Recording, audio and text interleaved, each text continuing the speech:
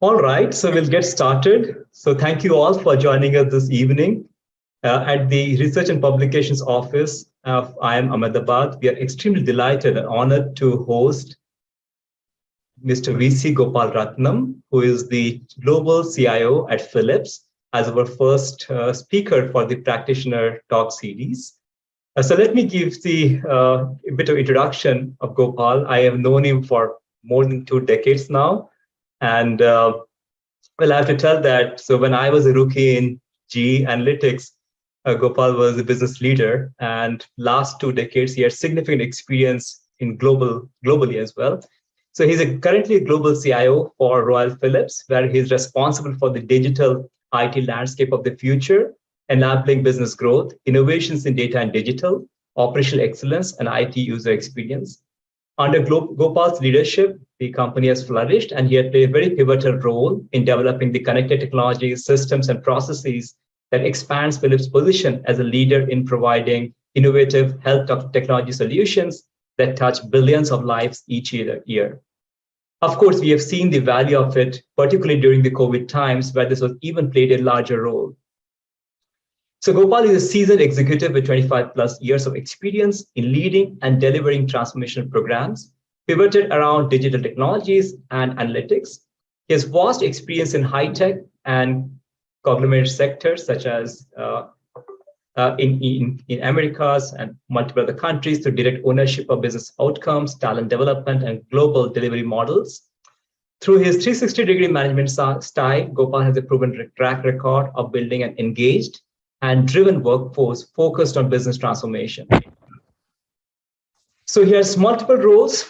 Prior to joining Philips, he had various executive level roles at Cisco and General Electric. At Cisco, he was the Senior Vice President of IT and CIO for international operations, as well as the site leader for Cisco in India. He was the head of global IT services, guiding the vision and strategy for key IT enablers across the organization in the areas of employee services and experience, global workforce planning and operations, vendor management, and regional IT operations. Prior to Cisco, Gopal was a business leader of global analytics practice at GE at Genpact now, and also led their global e-engineering, collaborative engineering practice at the Jack Welch Technology Center in Bangalore, India. He holds an MBA in MIS Finance and a master's degrees in chemical engineering and environmental engineering. So without much delay, I would give the floor to Gopal, who will talk to us about the global rather digital initiatives at Philips that has transformed the companies and also brought growth. The idea of this talk, again, is to identify opportunities, both for practice and most importantly, researchers, and inspire researchers to take up more such problems for carrying out meaningful research. So over to you, Gopal. So thank you again for joining us this evening here and morning your time. Thank you. Thank you, Devjit. Hope you can hear me clearly. Really appreciate the opportunity to speak to all of you.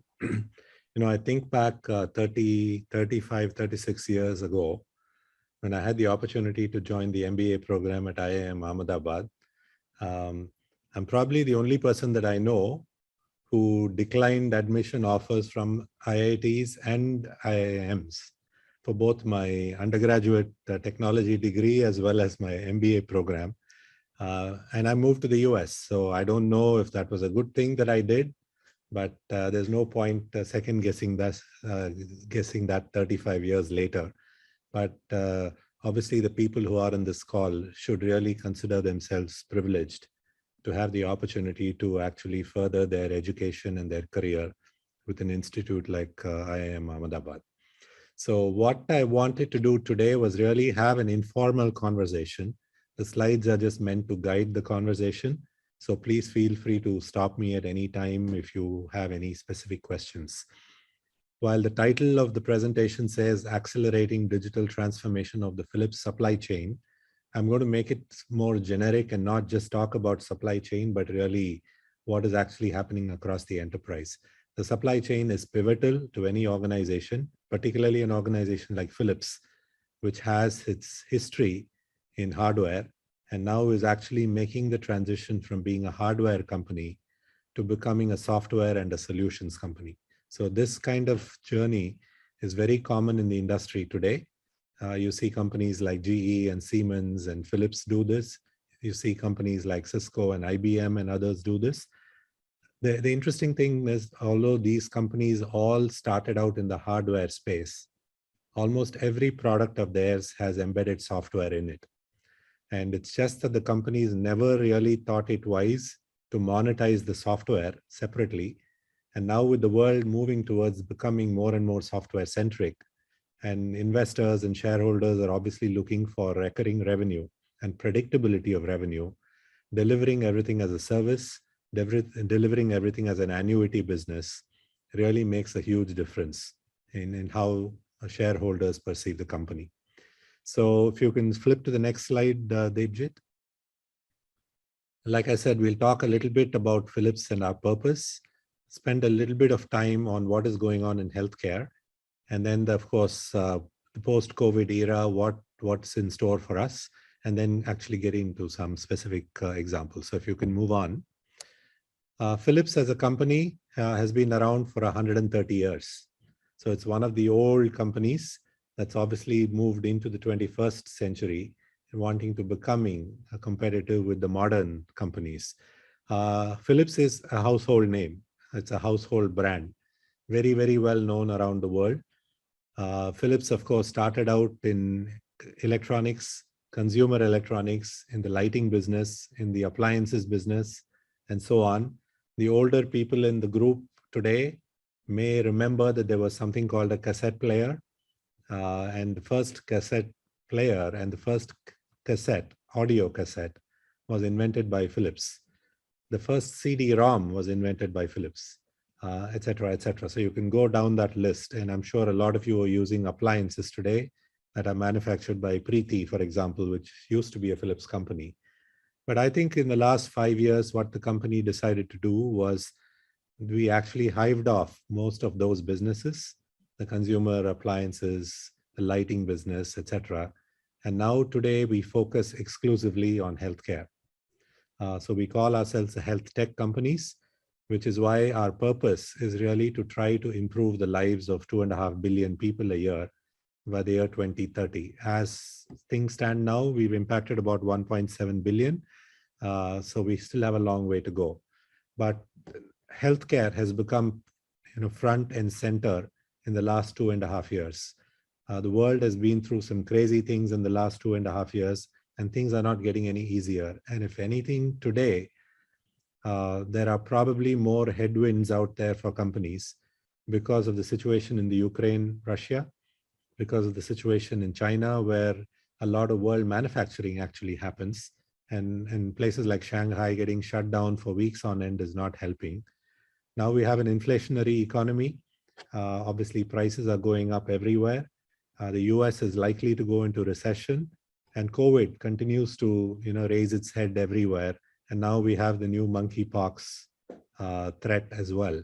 So with all of this happening, it's really important that companies really focus on how they continue to deliver compelling user experiences for its customers, and more importantly, deliver tangible business outcomes for top line enhancement, as well as improvement of the bottom line through productivity and efficiency. So if you go to the next slide, what is actually happening in the healthcare industry is this whole notion of improving what we call the quadruple aim. And what the quadruple aim is essentially means is you go across the continuum of healthcare, from healthy living to prevention to diagnosis to treatment and home care. We have to deliver improved patient experience. Patients want everything at their own convenience. They want things done efficiently. They don't really want to spend too much time, waiting for activities to happen. Everybody wants better health outcomes, which essentially means that things need to get diagnosed quickly, diagnosed correctly, in order for medical treatment to happen expeditiously. The hospitals and the healthcare providers are looking for improved staff experience. The people working in hospitals and healthcare institutes really need to have the ability to use the equipment effectively. We cannot afford downtimes, we cannot afford unplanned outages, and so on. And ultimately, all of this needs to lead to a lower cost of healthcare. As all of you know, healthcare costs are going up through the roof, and clear expectation that the healthcare industry has is that we will actually lower the cost of healthcare.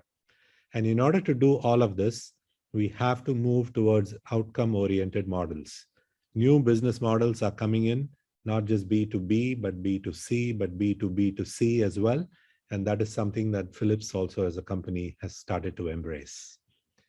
So if you go to the next slide, please. So where are we after the pandemic, right? The aftermath of the pandemic has created a completely different definition of business as usual. You know, as the world continues to settle down and the pandemic seems to be tapering off a little bit, we are now used to new ways of working, right? From the hybrid working models to telehealth. Obviously, for all of you doing your degrees, some level of virtual networking, some level of virtual collaboration needs to happen for you to complete your educational program. But broadly, if you look at it, there are two areas where post-COVID, companies are being impacted. And the first one is in the area of transformation, and the second one is in the area of innovation. And both of them kind of go together. At Philips, we are already a market leader in terms of building connected and resilient supply chains and smart factories. And the pandemic has further reinforced the need for the same. On the innovation side, we are working closely with hospital staff to ensure remote care and support during the pandemic and its aftermath. We have retained the remote model and the infrastructure that's needed to increase the span of patient care and staff support. But the post-COVID world has us looking at solutions to deal with health conditions that are arising in people after recovering from COVID. I'll give you a simple example. Since the beginning of the pandemic, a Philips survey that we conducted showed that 60% of respondents had their sleep impacted negatively by COVID. And patients of sleep apnea have been worse impacted. And we furthered our care from anywhere approach that's allowing sleep therapists, physicians, and patients to actually work from anywhere, stay in contact, and actually improve the outcome of healthcare service to all of these patients. And also to contain the ever-increasing cost increase of healthcare, value-based care models are making a comeback in the post-COVID era. Providers are reimbursed based on the quality or value metrics as opposed to the quantity or volume of services delivered. And this value-based care ensures that patient-centric care delivers improved outcomes, thereby reducing the cost to the patients as well as reducing costs to the healthcare industry. These are some fundamental changes that we are making in the way we are operating, and what has that done to our supply chain from a digital transformation perspective. So if you go to the next slide, we are actually stepping up from the traditional supply chain challenges, which talk about a whole bunch of manual steps that people have to go through, a lot of times using Excel and technologies like that. As a result of all this, there is slow decision making. And if you think about what the world is expecting today, the customers are actually asking for decisions on time, decisions that are quick, and decisions that are decisive. And the traditional supply chains are not able to do that. And also because of this, we have an enormous number of people working in the supply chain, leading to a higher cost of service. Ultimately, all of this contribute to suboptimal process performance. So if there is one particular research area that you should really be focusing on, which the world will benefit from, is how do we actually get a handle on all of these four things at the same time? How do we provide end-to-end visibility? How do we provide end-to-end tracking? How do we provide real-time information to be delivered to the users in the right format, at the right time, on the right platform in order to make the right decision? Not an easy thing to do. And if you think about what companies are doing, there is this whole mechanism of a control tower paradigm, right? A control tower, if you remember, for an airport, is the nerve center of operations. This is where almost every operational parameter is tracked in real time in order to make the airport function. A similar concept is being put in place by most of the companies which have deep supply chains. And if there is anything that enables that, this whole notion of how all of these activities, the fulfillment of the customer request, the planning and the forecasting associated with this, making sure that customers are connected to the different parts of the supply chain in real time so that they can actually access their own information. How do we actually get into this whole notion of a digital product development, which borders on the whole concept of digital twins, which is also a very hot research area that supply chain and operational practitioners need to look at. How do you make sure that you can simulate a digital twin that mirrors the operations in a real world kind of a situation that can deliver tremendous value, not just to organizations like Philips, but to almost every industry out there. And closely tied to all of this is this notion of a smart factory. We've talked about the paradigms like Internet of Things. We've talked about the industrial Internet of Things and how do information technology and operational technologies come together, IT and OT, working together at scale in a secure way, in a reliable way, in order to deliver efficiency and results in real time. To me, I think this is the foundation of where research is moving. And this is the foundation where academia needs to actually step up its engagement with the corporate world, because this kind of value is really unbelievable. I mean, almost every company talks about variable costs. Every company talks about transactional cost productivity. Any little difference that you can actually make there through your research work is going to go a very, very long way. I'll give you a simple example. Almost 15, 20 years ago, when Walmart was actually putting in its now world famous, supply chain, one of the things that happened there was Procter & Gamble obviously is in the business of making diapers, right? I think their brand is called Pampers, if I'm not mistaken. So what actually ended up happening was a lot of the Pampers or the diapers were actually sold out of Walmart. And Procter & Gamble went to Walmart and said, we need, greater notice period or head time or lead time in order to make sure that we can fulfill your orders. And Walmart made one very simple request. They basically told P&G, we are not going to give you the lead time. We will give you access to our backend systems. You will have real-time information on replenishment, on sales data, on volumes, etc., etc. You will also be able to see consumer behavior. It is your responsibility to make sure that the fulfillment happens. It is your responsibility to make sure that our shelves are stocked on time so that we never run out of diapers. That was just a very simple decision that actually changed the world of supply chain and actually made it more of a, not a push kind of a mechanism, but it became a pull kind of a mechanism.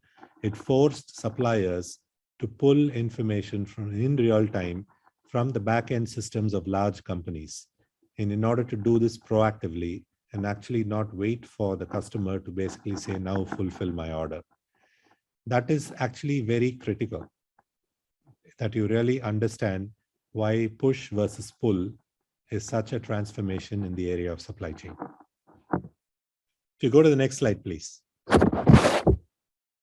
So fundamentally, if you look at supply chain digital transformation, it's all about bringing data, process, people, technology, customers, suppliers onto a single pane of glass, making sure that the data flows seamlessly from one system to another, making sure that the processes get automated, make sure that the people are trained the right way in order to handle all of this, to make sure that the technology is future-proofed and the technology can scale and the technology is secure.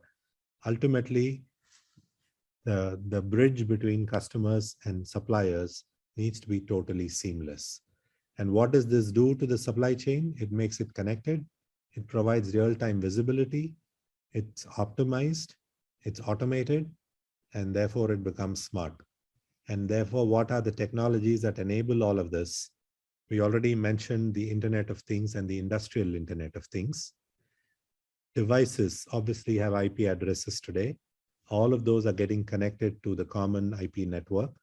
And because everything is connected to the IP network, you can control anything from anywhere. All you need is access to the internet and a browser. Whether it's a smart city, whether it's a smart home, almost every service that is being offered in the whole smart paradigm is based on this whole notion of the IoT. When I worked at Cisco, we did a lot of work around, digitizing sports stadiums around the world, because almost everything in a sports stadium can be connected to an IP network. And just imagine this: when you can actually go into a stadium, at every seat, you have a video screen, and you can actually watch your own action replays of a play that you just watched in real time in the field. And through the video, the seat, you can actually schedule a video conference with your favorite player and do an interview with that person at the end of the day.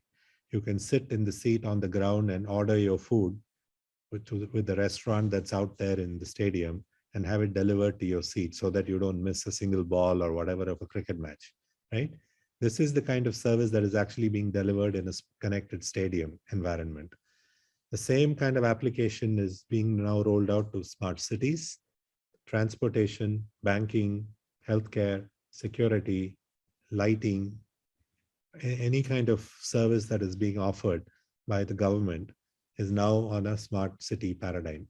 And what enables that is a smart network and all devices having an IP address that can be controlled from a single operating center. The second technology that enables this, of course, is this whole notion of big data. I think big data as a term has lost its value because it's no longer called big data. It's really it's not just about the fact that the volume of data is huge. What really big data means today is that the data is complicated. Nothing more than that. There is structured data, there is unstructured data. Obviously, companies are struggling to figure out how do you actually make sense out of videos and pictures and graphics and so on. I'll give you a use case which is so difficult to do and which is actually a problem in almost every sphere of life. And that problem is called tailgating, right? When you actually enter a building, you swipe a badge and a person walks right behind you, and they sometimes don't swipe the badge because the door is open, they just follow you, right? And this is a serious security problem everywhere. However, there is no technology today that can actually do video analytics in such real time. What ends up happening is the video stream of two people entering is sent to a data center sitting somewhere else. And by the time it gets processed and the information comes back to the edge, the person's already walked through. And that kind of research work, even though it's going on, really has not, culminated in an implementable solution today. And if somebody can work on that kind of a solution for video analytics, real-time video analytics, it goes a very, very long way in reshaping the security landscape. So those are the kinds of problems that you actually see with big data. Of course, AI, ML, I don't need to talk about that. The whole world is talking about this. Artificial intelligence is on everybody's mind. What people have forgotten is that the natural intelligence levels in the world has decreased. So because the natural intelligence levels have decreased, everyone relies now on artificial intelligence. So that is something that the world has to solve. And hopefully institutes like IIMA can provide that solution to improve the natural intelligence in the world. But AI ML is here to stay. And obviously, there's good use of AI ML, and there's also the bad use of AI ML. The bad use, of course, is all the deep fakes and all the dark internet. All of that is based on the bad part of AI ML. But broadly speaking, in the next 15 to 20 years, not just in the area of healthcare, but in almost every industry vertical, AI ML capabilities are going to be huge differentiators because of the fact that the volume of data is so vast and the types of data that we are dealing with is so complicated. You really need superior AI ML algorithms, which normal human beings will not be able to process. And ultimately, the platform that enables all of this is the cloud and the edge computing. Cloud, obviously, the world has embraced in a very big way. The public cloud with the hyperscale companies like the AWSs and the Googles and the Azures of the world, they are all the public clouds. Companies still use a significant amount of private clouds, and the world is also investing quite a bit on the whole notion of a hybrid cloud. The difficulty in cloud, of course, is how do you move data and data flows seamlessly and securely from one cloud to another. All the cloud providers today say that it's an easy process, that they can handle it, but that's the PowerPoint version. The real version is obviously it becomes extremely difficult. It's very difficult for CIOs to manage those types of processes. Edge computing is where you actually put all the action as close to the customer as possible. The classic example, of course, is your mobile device, where almost everything happens in the palm of your hand. And speed and scale and security are three dimensions that actually make all of these possible. While the slide says this all delivers integrated supply chain solutions, you can take the word supply chain out and replace it with finance, replace it with marketing, replace it with anything. All of the solutions that are applicable in the world today are enabled by these four things, IoT, AI, ML, big data, and cloud and edge computing. So if you go to the next slide. So one of the things I really wanted to touch on, and I know that a majority of the people probably on this call have a data science background, okay? If you really think about it, there are two types of data out there. One is what I call as data for defense, okay? Data for defense essentially means keeping you out of trouble, making sure whichever industry you're a part of, that you focus on those things which actually keep your company out of the newspaper headlines. It has to do with security breaches. It has to do with access and identity management, and it has to do with compliance with the law. So data for defense is all about making sure that you lock down everything within your company or within your space in order to ensure that the right people have access to the right things and that you really don't have security incidents and therefore breach of data and confidentiality. And you can protect your intellectual property and also make sure that you are compliant with every regulation that is out there. That is the defensive part of data. The second part of it is what I call data for offense. And data for offense really has direct impact on your top line and your bottom line. It makes revenue growth possible. It improves your profitability. It improves your productivity, your efficiency, and your bottom line. And therefore, how do you use data effectively in order to impact both the top line and the bottom line? So that is where the differentiation happens. Data for defense is something that you are expected to do. Data for offense is a strategic competitive advantage. So anything that any one of you want to do to help organizations and enterprises and corporations is to focus on the data for offense part, because ultimately that's what shareholders care about, and that's what delivers your business results. And whether it's in the area of pricing, whether it's in the area of revenue recognition, whether it's in the area of marketing and identifying new customers, incremental revenues, whatever it might be, it's so important that you focus on the data for offense part. And if you look at supply chain here as an example, almost everything that's listed here, the 6 circles here, touch all kinds of data.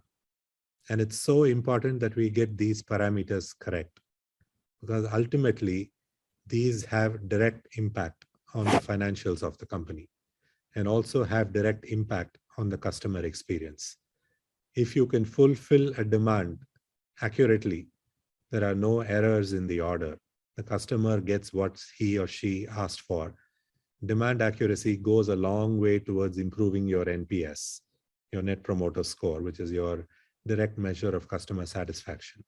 It goes a long way in making sure that you actually recognize revenue when you have to. It goes a long way in making sure that you're profitable. When you look at something like inventory optimization, no company wants to carry inventory beyond what they need to. And making sure that inventory levels are optimized ensures that there are no stockouts, ensures that customers need, ask, and get what they want when they want it, and you're not necessarily carrying a whole bunch of obsolete inventory on your books. Again, has direct impact on your balance sheet and your financials. And I can go on. And ultimately, this whole end-to-end prediction of lead time is the differentiator today. In our personal lives, when we order something out of an Amazon, we really don't care about how complicated the back end of Amazon is. All we really care about is, I placed an order for a mattress today. Amazon says it will deliver it in 2 days. I expect to see it in 2 days. I don't need to see excuses. I don't need to worry about whether that is in stock or not. That is your problem, Amazon. But in 2 days, I need to have it. And I need to know in those 2 days where exactly this product is in the different parts of the supply chain. And that is what is so important. And that is why I keep talking about the fact that the algorithms and the research work and that all of you need to do is to really arm companies with that kind of capability, because that is what ultimately differentiates a Walmart from an Amazon or a Microsoft from an IBM, right? Is really how you execute on orders and how you actually come across to customers. And the only way customers are going to come back to you for repeat work or repeat business is if their experience is good. And experience is directly related to adoption. Experience is directly related to fulfillment. And if those experiences are suboptimal, you will not have repeat customers. The industry that suffers the most on this is the mobile telephony industry. Probably has the highest churn of customers. And why is that? Because somebody somewhere offers different services. They offer something more convenient. They offer something as a service. They offer something at a lower price, and they promise faster turnaround, etc., etc., etc. So I'm sure some of you work in that industry. It's not an easy industry to make money in, even if you're Mukesh Ambani. All right, next slide, please. This is what I really talked about here, about the data for defense and the data for offense. And as you go from the 12 o'clock position to the 6 o'clock position here, running the business is all about making sure that you're compliant with the law. Your workflows need to be optimal, and you need to be compliant with almost everything that happens. How do you actually shift into the data for offense to maximize revenue, NPS, and profit? Is you need to have the following capabilities. You need to have the ability to automate workflows. Hyper-automation is a trend that the industry is moving towards. Robotic process automation has been around for some time, but robotic process automation only automates a sub-task in an entire process, and it will never deliver the full value that a hyper-automation paradigm will. So if you are working in the RPA space as a researcher, try to move towards the hyper-automation domain, because that is going to be a huge differentiator for companies. The world wants to do more and more things with fewer and fewer people. And that is important. So hyper-automation is an area to focus on. Clearly, the ability to predict. And here there are 3 dimensions, right, of data that actually go into predictability. The first one is what I would call data accuracy. The second one is what I would call data completeness. And the third one is what I would call data integrity. Data accuracy is about making sure that the master data, which are the key attributes about anything, are accurate. The accuracy needs to happen at the source. Nobody downstream will be able to change the accuracy. For example, if it's a customer order, only the sales guy will know whether the customer's name is Devjit Roy or Devjit R or D Roy. Nobody else will know that, right? So unless the salesperson or the person at the source puts in the right information, data accuracy will always be a problem. Therefore, if you can do any work on figuring out how do we improve the data accuracy at the source, that is a differentiator. The second part of it is an administrative process, which can only happen within a company, is making sure that you put an army of people, that all the fields in every application, in every system are completed with the right data, with the right fields, with the right attributes. So that is a manual task, like I said. And there is really no way to automate a data completeness exercise. The third part is really data integrity, which is really how one data flows from one system to another without a human being touching it. And that is usually the responsibility of IT organizations who are responsible for seamless data flow. But data accuracy, which is the master data quality, is a topic that plagues companies around the world. No company has figured out how to solve this problem. A lot of research is going on to figure out how do you improve master data quality, because ultimately that is what improves your predictive capabilities and your predictive algorithms. So, like I said, continue to do research in that area because that is value added. The third part, of course, is really around process analysis. And here there are tools like process mining and other things which actually go into the transactional details of a process, identifying the different steps, looking at the cycle time, looking at the transactional cost productivity, looking at how much time is wasted waiting for things to happen, looking at how much time is wasted waiting for decisions to be made, etc. Again, ties in quite nicely with the whole automation framework, but companies are also spending a lot of time on the process analysis. And of course, root cause analysis is something that's obvious. Every time there is a problem, we need to actually do a root cause analysis, but the root cause analysis has to end with something that creates long-term benefits or a long-term fix. It cannot be just analysis for the sake of analysis. It needs to lead to actual implementation of a problem that actually improves the takeaway. If you go to the next slide, please. So fundamentally, if you look at it, and I just used a few examples here to highlight some of the things that are going on in Philips. We obviously have a large services business. The services business is a follow-up whenever we sell an X-ray machine or an MRI machine to a hospital. And obviously you need field service people to actually go in and maintain that equipment. And also when the equipment is down, to actually fix it. There we need to essentially provide information on the install base to the field service engineer. What is it that the customer has ordered from us? What version do they have? What software are they entitled to use? What is the information that is coming out of that system, which they need to address? Here, confidentiality and privacy become so important because it's about healthcare. At the same time, they need to go in and fix it in 10 minutes. Imagine an equipment in the ICU of a hospital goes down because the software is not loading. It's a life or death situation.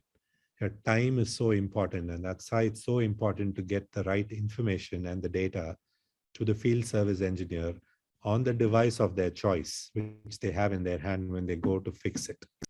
So a lot of work is being done there. And this is where I also talked about the fact that we need to make sense of images. X-ray machines and MRI machines produce thousands and thousands of images. And if there is a problem in data interpretation of visual images, that is something that the field service engineer also has to address. And therefore, they need high levels of training and high levels of technology solutions that need to be available. Digital transformation is a broad term. Almost every aspect of Philips, whether it's our ERP system, our CRM system, our marketing platforms, our websites, all of those are being transformed right now using the latest technology that are cloud-based and out there. I talked about the fact that we do process mining, the fact that we do automation. So we continue to look at our internal operational efficiency in order to improve not just the way we work, improve customer experience, patient experience, and our own employee experience. And on the infrastructure side, what we've invested in is this notion of data as a service, where we essentially bring all the data into a data lake. We don't want to prescribe what kind of BI tools you use to take the data out and dashboard it. We just want to provide curated data. That's all we take responsibility for. And you can use any BI tool of your choice to create your own dashboards and reporting. And ultimately, on the infrastructure side, it's the same thing. You can use any cloud that you want. We will provide you infrastructure that is modular, and you can deploy your applications and your systems on any of these platforms and consume it the way you want as an end user or employee. So there's transformation that's happening everywhere within the company. But like I said, there are incredible opportunities around data, around automation, around process excellence, AI, ML, the notion of IoT and smart services. So there are an incredible number of research opportunities for academia to actually work on. And obviously, we have a large presence in India, and we will be more than happy to collaborate with, students from or professors from IIM Ahmedabad, if you're interested in working in the healthcare domain. It's not that we are not interested in the other domains, but because we've hived off a lot of those businesses to focus exclusively on healthcare, a lot of these solutions are extensible across every industry vertical. Whether you're in banking or in transportation or in the airline industry or in healthcare or in anything, all these solutions are very, very modular and usable. So I will stop there, Debjit, and see if there are any specific questions or any clarifications that people have. Sure. So again, the floor is open for questions. So please, if you have any questions, you can either type it or you can unmute and speak as well. So.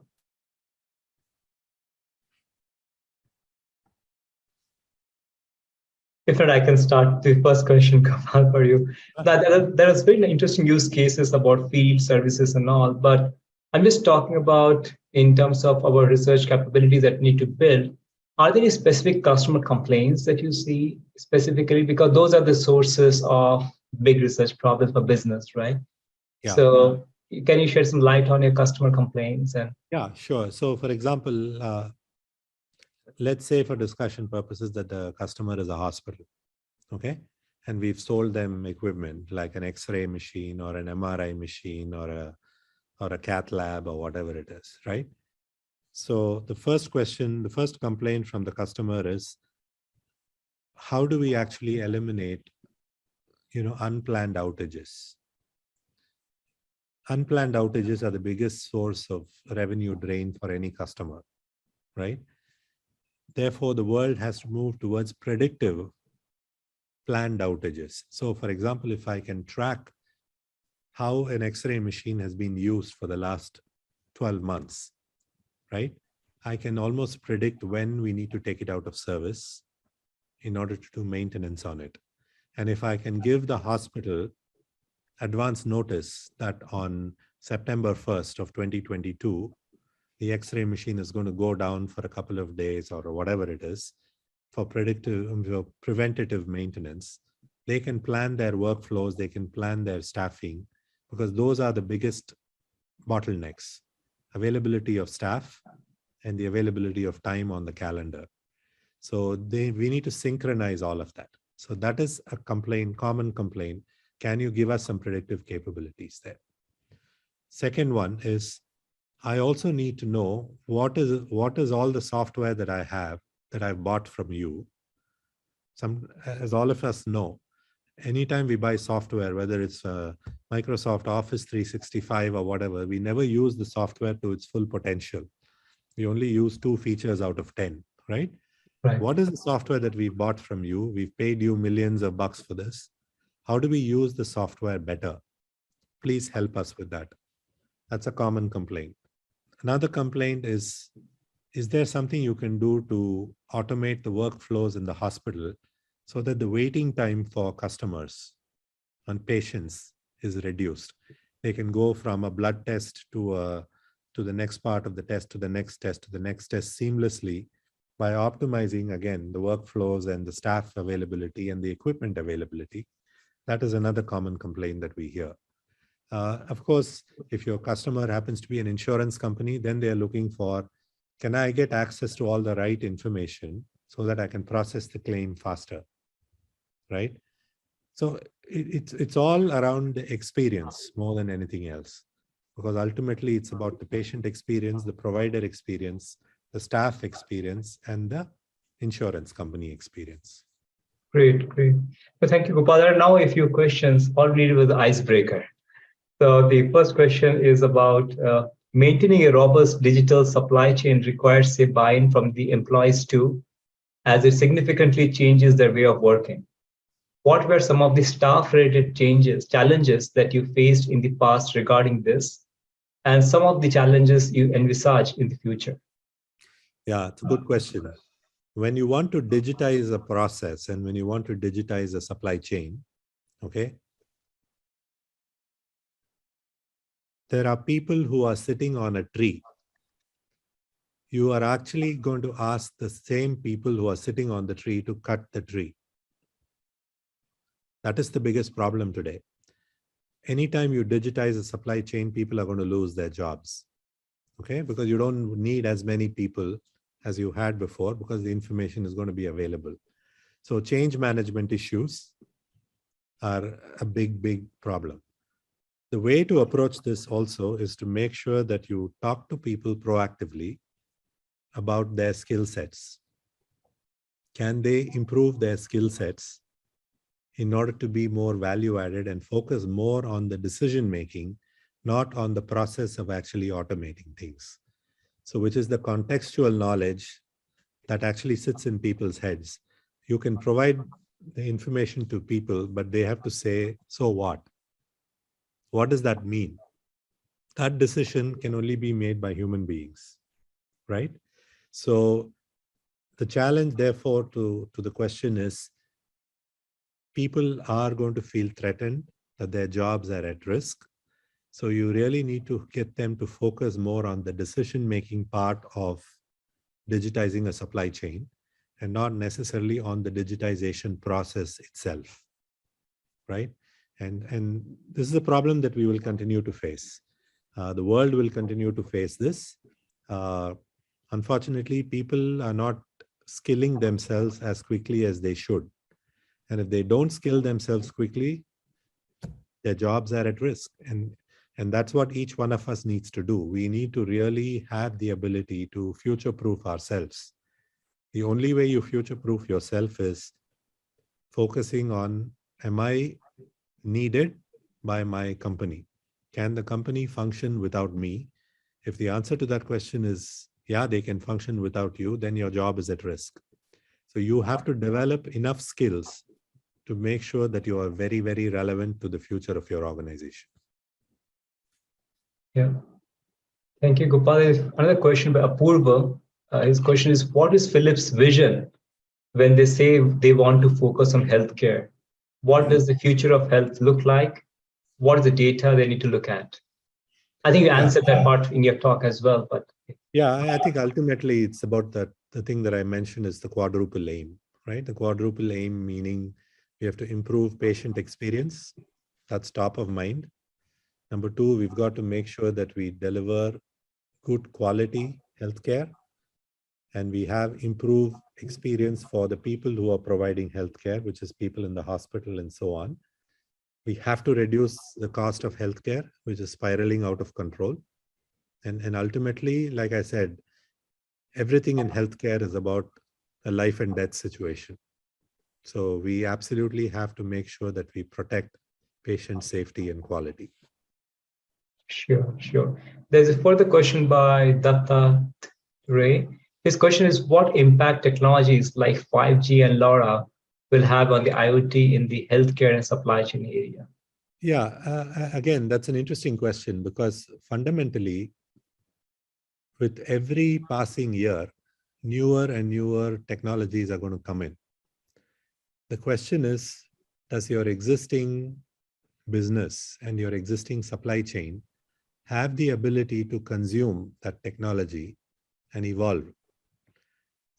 So for example, if you look at the evolution of India as a country, India almost bypassed the laptop generation, and we actually leapfrogged into the mobile generation. There are lots of countries around the world which never really invested in 3G technologies. They went straight to 4G, right? So these types of things are going to keep happening all the time. But does your base infrastructure have the ability to consume that? Right? For example, we talk about the use of AI ML in the data space. But if your data is crap to begin with, you can talk all you want about AI ML, you're not going to get a whole lot of value out of it, right? So what you put in is what you get out. It's the same thing here. So if your supply chain is modern and it's modular and it continues to evolve, and if your business is that way, technologies like 5G and LoRa will have a significant impact and will be a differentiator. But if you're not modern, doesn't matter. That is nice.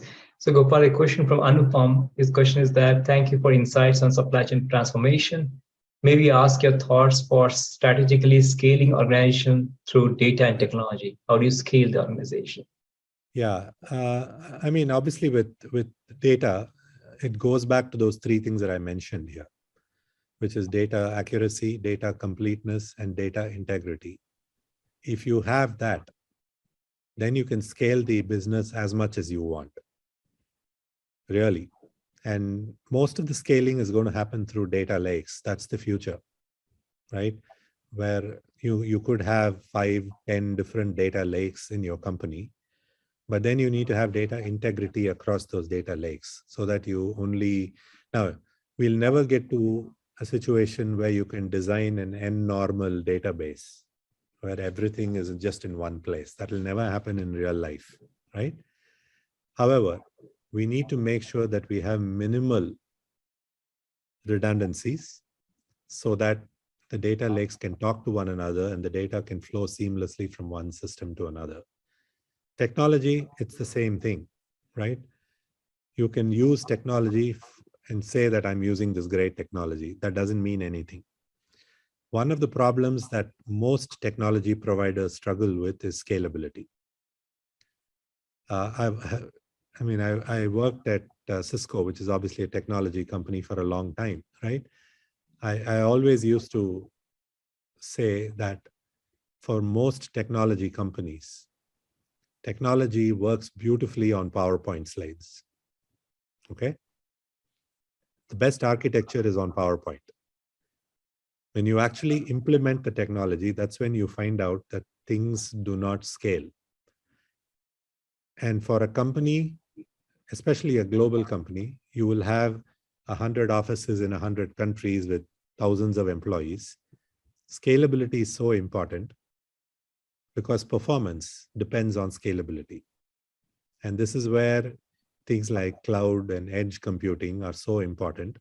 If I take Philips as an example, our headquarters is Netherlands, but an employee in China or in Australia needs to have the same performance in all of our applications that an employee in Netherlands would have. You cannot have latency. You cannot have something going back all the way to another data center in a different part of the world, because employees and customers will get fed up with it, right? So scalability, reliability, obviously accompanied with security, are so important for scaling organizations, particularly through technology. And that is where, for example, when you design your infrastructure, you have to modernize and make it not cloud ready, but you need to have cloud native infrastructure, which essentially means that you have to make it modular. So if you need to change something out, you take one module out, but the rest of the world doesn't even know that you're actually doing maintenance. The customers don't even know that an upgrade is happening because you're only upgrading one module behind the scenes. it's paradigms like that which are so important. So architecturally, you have to get scalability correct. Thank you, Gopal. A question from Shikha is about, again, about sharing. Can you share how companies become part of the supply chain at Philips? Does location play criteria in deciding technology outsourcing? Are there differences in way technology outsourcing work is sourced from India compared to countries in Europe? Yeah. So, I mean, obviously, we are a global supply chain. We leverage all locations. For us, location is not the most important thing. What we look for in supply chain, particularly for partners, is supplier risk. We look at their financials. We look at their scale. Can they meet our requirements on a 24/7 by 365 basis? Is there a risk that they will go bankrupt? Is there a risk that they are subject to macroeconomic impacts? Like, for example, based on the Ukraine-Russia situation, almost everybody decided to ostracize Russia. If something like that happened, do we have a plan B? That is something that's very important. Resiliency in supply chain is so important for us. So the financial risks, the operational risks tied to resiliency are important. And then, of course, we also look at political ramifications, and that is something that we normally don't talk about publicly. Sure. There's a question by Abhinav in terms of checking whether remote health monitoring devices or electronics from Philips is planning to get into the Indian market. I think we already are. It's just that you have to think about the maturity of the hospital industry in India. Obviously, there are progressive healthcare providers like the Fortis Group and the Apollo Group and all of that. But whether as a country, we are open to sharing all our mobile health information with healthcare providers, where you're wearing a Fitbit and running. Are you okay to submit all your health parameters to a healthcare provider or an insurance company? I don't think our people have evolved to that state yet. And because of that, the hospitals have not evolved to that. Eventually, it will happen because India as a country embraces the latest and greatest in healthcare. The key thing is, what do we do with all that data? And almost every company today, every country today has a nationalist agenda. Will India have a nationalist agenda where we say data from India only has to sit in India, cannot be exported outside India? That will have implications on how we run our healthcare industry. Yeah. There's a question from Raj. He talks about, what about sharing the data with customer? For example, giving access to software to customer who is using CPAP machines so that he can download his sleep data from the SD card of the machine and share it with doctor, or alternatively analyzing his sleep patterns, alerting him something's going wrong. Yeah. See, the future of healthcare depends on one topic: data privacy. Okay. What is happening with countries around the world is governments are putting in regulation which says that you need to expressly get the consent of the patient or the customer before you share his or her data with anybody else. That is an extremely difficult thing. Imagine if you have 1 million patients, you have to get 1 million approvals, right? Now, the other thing that we've also done over the years is we monitor through our operating centers how different machines are performing in different parts of the world from central locations, which is like a BPO process.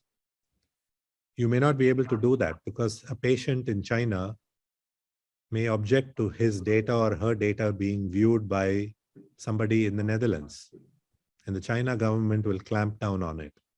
So the answer to your question is, it really is going to rest on regulations and data privacy laws around the world of what you can do and what you cannot do. However, if you have the consent of the patient, a lot of things are possible. It's the same thing. Like, are you open to sharing your credit card information with somebody, right? It's the same thing. Right. Well, I think those were the questions, Gopal, so far. And I think we're also at time. So I think we should, this time to also thank you for this wonderful talk, engaging our audience here, and also talking about some of the important topics that is gripping the customers and also the healthcare providers these days, and what are the important areas for research. So I think that was fascinating, and hopefully some of the audience would pick up some of these concepts or also some of the focal areas and take it forward. So thank you again, Gopal, for this wonderful evening with us and your early morning. And I hope sometime we'll also be able to host you in person sometime. No problem. It was my pleasure doing it. Just remember one thing. There is a lot of work and there's a lot of interest that companies have on research, right? And how do you actually improve the way we operate as organizations? And improvement can happen in any sphere, in any domain, and it can happen in any of the technology areas we talked about. So continuously stretching your imagination on what the art of what is possible is something that, you know, the corporate world is always interested in, and especially with organizations like IMA. So continue to do that. Thank you. Thank you so much, Gopal. And thank you all of you for joining us this evening. Hope to see you again next time. Thank you all. Thank you. Thank you. Thank you.